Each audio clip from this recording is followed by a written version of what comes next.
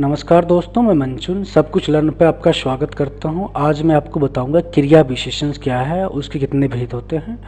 क्रिया विशेषण की पूरा डेप्थ नॉलेज आपको मैं दूंगा, ठीक है। इसके लिए पूरा क्रिया विशेषण को जानने के लिए, पूरा कॉन्सेप्ट क्लियर करने के लिए आपको पूरा वीडियो देखना होगा, ठीक है। ये हिंदी व्याकरण का सबसे इम्पोर्टेंट टॉपिक है। चलिए शुरू करते हैं। शुरू करने से पहले मैं आपसे रिक्वेस्ट करना चाहता हूँ, अगर अभी तक आपने मेरे चैनल को सब्सक्राइब नहीं किया है तो सब्सक्राइब करें और बेल आइकन को भी प्रेस करें, जिससे हिंदी ग्रामर से रिलेटेड जो भी अपडेट्स होंगे आपको नोटिफिकेशन के जरिए आपको मिल जाएंगे।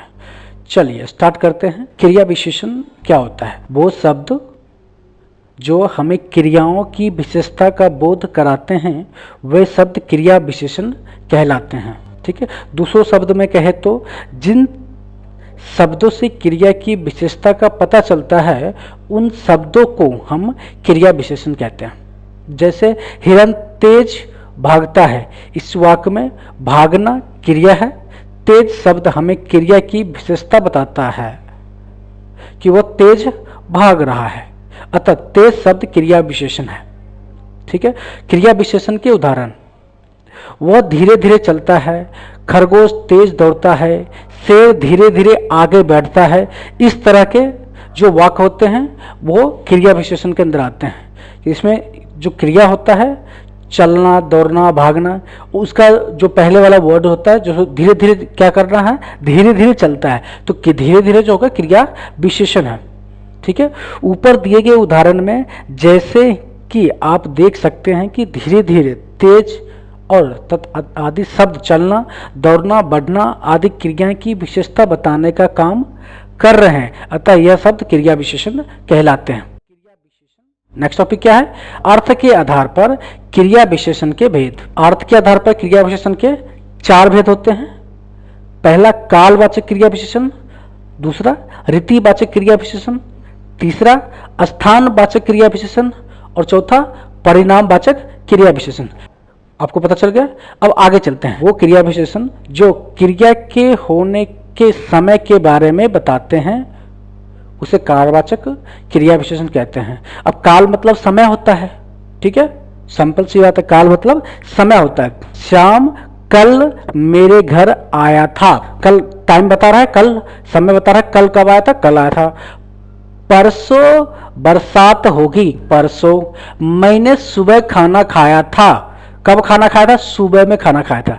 मैं शाम को खेलता हूँ, मैं सुबह जल्दी उठता हूँ। मैं दोपहर में स्कूल से लौटता हूँ। स्कूल से कब लौटते हैं? दोपहर में। तो ये सारे समय बता रहे हैं, इसलिए सारे सेंटेंस को क्या कहते हैं? कालवाचक क्रिया विशेषण। उसके बाद है रीतिवाचक क्रिया विशेषण। ऐसे क्रिया विशेषण शब्द जो किसी क्रिया के होने की विधि या तरीके का बोध कराते हैं वो शब्द रीतिवाचक क्रिया विशेषण कहलाते हैं। जैसे सुरेश ध्यान से चलता है, वह फटाफट खाता है। अमित गलत चाल चलता है। उमेश हमेशा सच बोलता है। पीयूष अच्छे तरह काम करता है। नरेंद्र ध्यानपूर्वक पढ़ाई करता है। शेर धीरे धीरे आगे बढ़ता है। ये सारे उदाहरण रीतिवाचक क्रिया विशेषण। इसमें तरीके के बारे में बताया गया है। ध्यान से पढ़ता है, फटाफट, चाल गलत चाल, हमेशा सच, अच्छी तरह, ध्यानपूर्वक, धीरे धीरे, तेज भागते हैं। ये सारे क्या है? रीति, वो तरीके बता रहे हैं, इसलिए ये सारे तरीके हैं रीतिवाचक क्रिया विशेषण। आगे क्या है? स्थानवाचक क्रिया विशेषण। ऐसे अवकारी शब्द जो हमें क्रियाओं के होने के स्थान का बोध कराते हैं वे शब्द स्थानवाचक क्रिया विशेषण कहलाते हैं। जैसे कि तुम अंदर जाकर बैठो, अंदर स्थान है। मैं बाहर खेलता हूँ, वो स्थान है। हम छत पर सोते हैं, वो भी स्थान है। मैं पेड़ पर बैठा हूँ। शशि मुझसे बहुत दूर बैठी है। मुरारी मैदान में खेल रहा है।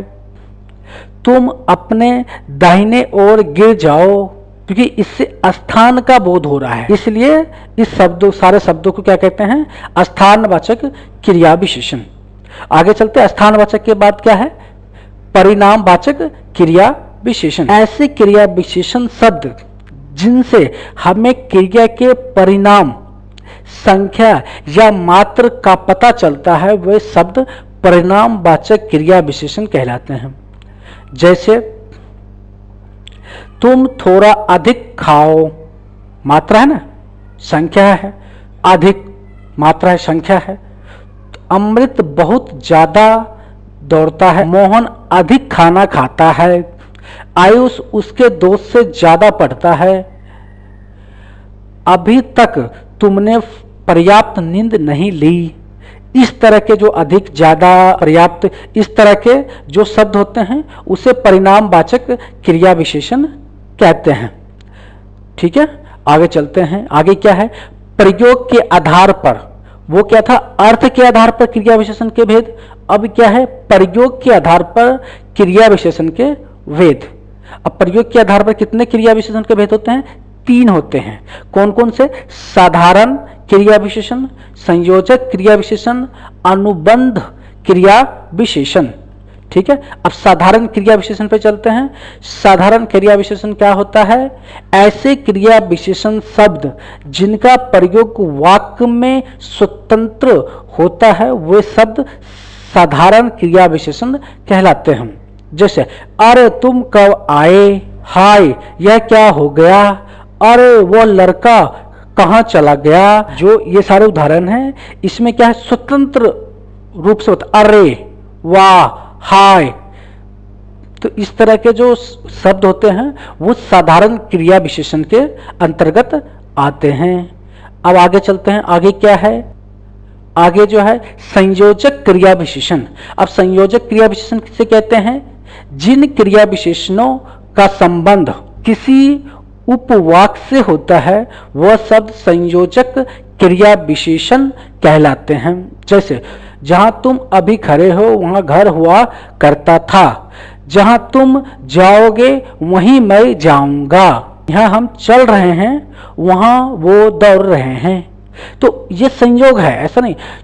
जहां तुम अभी खड़े हो वहां पहले घर था, इस तरह के ये संयोग बन रहा है। तो इस तरह के संयोग वाले शब्द जहां पे होते हैं उसे संयोजक क्रिया विशेषण कहते हैं। अगला क्या है टॉपिक? अनुबंध क्रिया विशेषण। ऐसे शब्द जो निश्चय के लिए कहीं भी प्रयोग कर लिए जाते हैं, वे शब्द अनुबंध क्रिया विशेषण कहलाते हैं। जैसे यह काम तो गलत ही हुआ है, आपके आने भर की देरी है। ठीक है, तो ये सारे जो शब्द हैं ये सारे अनुबंध क्रिया विशेषण के उदाहरण हैं। अब अनुबंध क्रिया विशेषण के बाद कौन से हैं? रूप के आधार पर क्रिया विशेषण के भेद। पहला मूल क्रिया विशेषण, दूसरा स्थानीय क्रिया विशेषण, तीसरा यौगिक क्रिया विशेषण।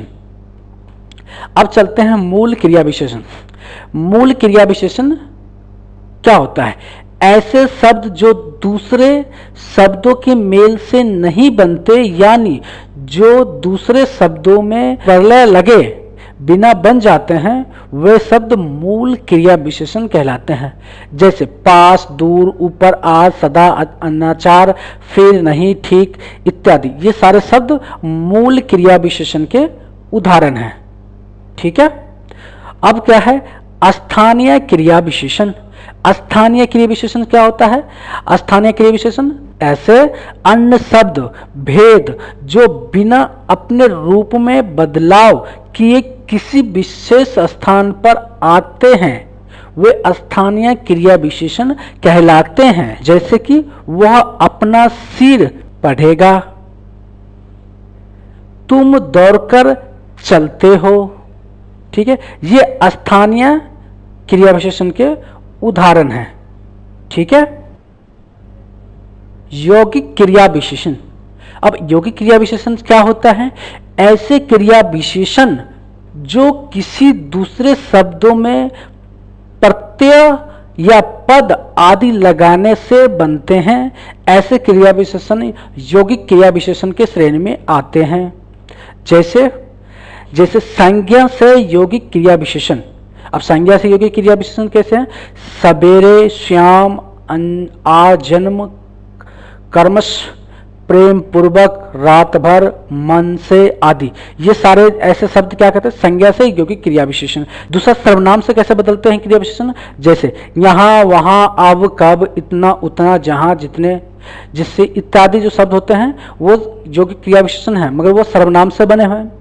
विशेषण से क्रिया विशेषण कैसे बनाते हैं, चुपके, पहले, दूसरे, बहुआ, धीरे इत्यादि शब्द हैं, विशेषण से क्रिया विशेषण बन गए।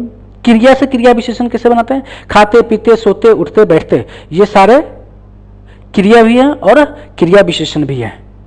ठीक है, आई थिंक आपको पूरी क्रिया विशेषण के समझ में आ गया है। ठीक है, इसके बाद ये लास्ट चैप्टर था क्रिया विशेषण के बाद। इसके बाद लिंग के बारे में है, लिंग जो आगे आने वाला चैप्टर है लिंग है। उसके बाद कौन सा, वचन है, फिर उसके बाद कारक है। ये तीनों चैप्टर आने वाले हैं। ठीक है, इसलिए हमारे चैनल को जरूर सब्सक्राइब करें। अगर वीडियो आपको अच्छा लगा तो इसे लाइक करें, शेयर करें। ठीक है, क्रिया विशेषण के बारे में यदि आपका कोई भी सवाल या सुझाव है तो उसे आप नीचे कमेंट बॉक्स में लिख सकते हैं। ठीक है, वीडियो देखने के लिए आपको धन्यवाद।